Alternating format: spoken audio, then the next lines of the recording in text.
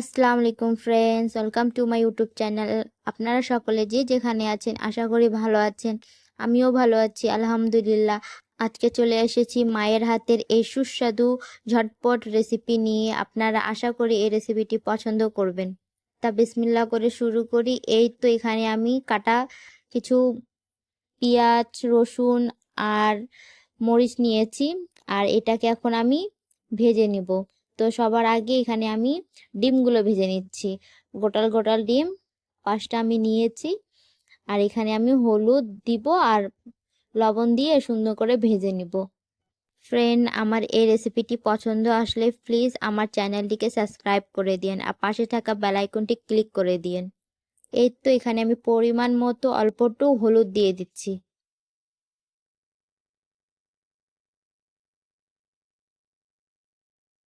আর পরিমাণ মতো লবণ দিয়ে দিচ্ছি।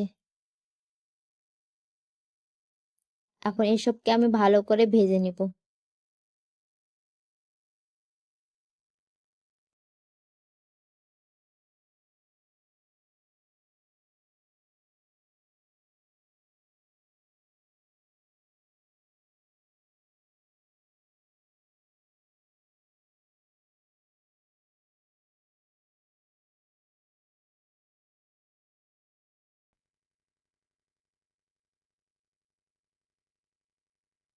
এই তো লাল লাল করে ভাজা হয়ে গেছে, এখন এসবকে উঠিয়ে নিব।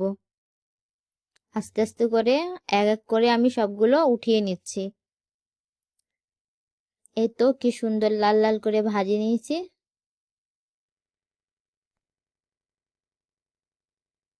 এখন সেম তেলেই আমি পেঁয়াজ দিয়ে দিব।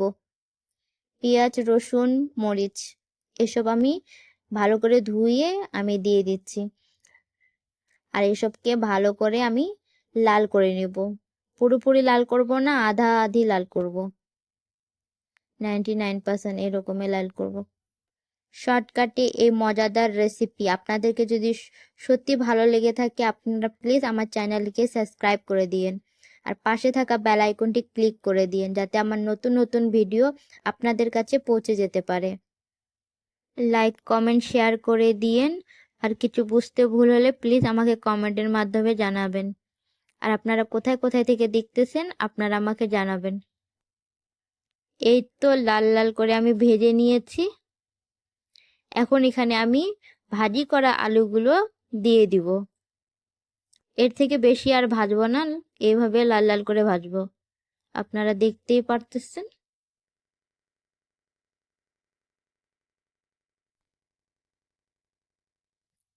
এই তো কিছু ভাজি করা আলু আমি কেটে রেখেছিলাম, এটাকে আমি পরিষ্কার করে ধুয়ে এখানে আমি দিয়ে দিচ্ছি। আপনারা দেখতে পাচ্ছেন। এভাবে করে একবার আপনারাও ট্রাই করবেন। সব সময় আলু সিদ্ধ করেও খাওয়া যায় না, এভাবে করে ট্রাই করলে এটার স্বাদ একটু বেশি লাগে। আপনারা বাসায় ট্রাই করবেন, তাহলে আপনারা বুঝতে পারবেন। এখন আমি এসবকে ভালো করে একটু নেড়ে দিচ্ছি, আর এখানে আমি পরিমাণ মতো হলুদ দিয়ে দিব, আর পরিমাণ মতো একটু লবণ দিয়ে দিচ্ছি। বেশি লবণ দেওয়া যাবে না, কারণ ডিমেও লবণ ছিল। তা আমি এখানে পরিমাণ মতো লবণ দিব। আপনারা নিজের ইচ্ছা মতো লবণ দিবেন, যতটুকু আপনারা খেতে পারেন। এর তো আমি অল্পটুকু লবণ দিয়ে দিছি। এখন এসবকে আমি হালকা পাতলা করে নেড়ে দিব, তারপর এখানে আমি পানি ঢেলে দিব।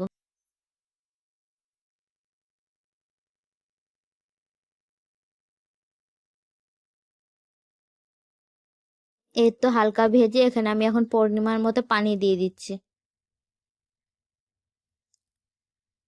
যাতে এটা ভালো করে সিদ্ধ হয়ে যাবে। আর আমি এটাকে আধা আধা ভেঙে ভেঙে দিব, তখন সিদ্ধ হওয়ার পর আপনারা দেখতেই পারবেন আগে কি।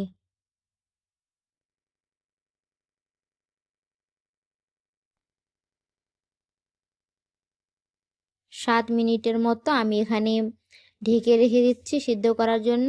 এই তো 7 মিনিট পর আমি এখানে ঢাকনাটা খুলে অল্পটুক নেড়ে দিচ্ছি। এটা এখনো পুরোপুরি সিদ্ধ হয়নি, জাস্ট এটাকে একটু নেড়ে দিচ্ছি।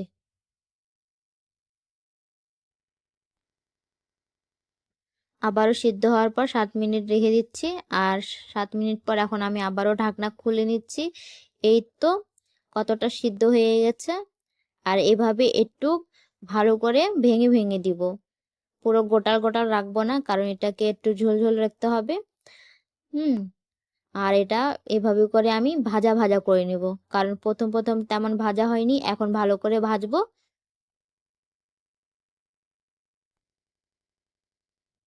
এই তো আমার এখানে ভাজা ভাজা হয়ে গেছে। এখানে আমি এখন একটু গরম মশলা গুঁড়ো দিয়ে দিচ্ছি।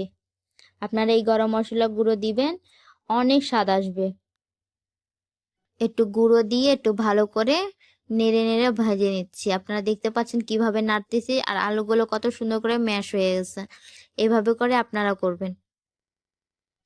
এই তো এখন আমি পরিমাণ মতো ঝোল সহ পানি দিয়ে দিচ্ছি।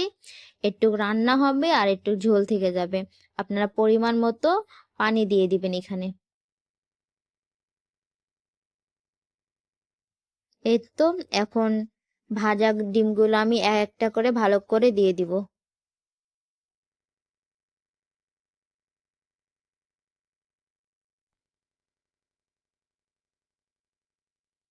7 মিনিটের মতো আমি এটা ঢেকে রাখবো সিদ্ধ করার মতো। এই তো 7 মিনিট পর আমি ঢাকনা খুলে নেড়ে দিচ্ছি। আর এত পাতলা থাকবে না, আরো একটু পানিটা আমি ভালো করে টেনে নেব।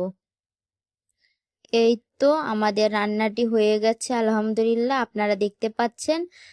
এর থেকে বেশি আর ঝোল কমাবো না, ঠান্ডা হলে এটা জমে যায়। আমার এই রেসিপিটি ভালো লাগলে অসংখ্য ধন্যবাদ।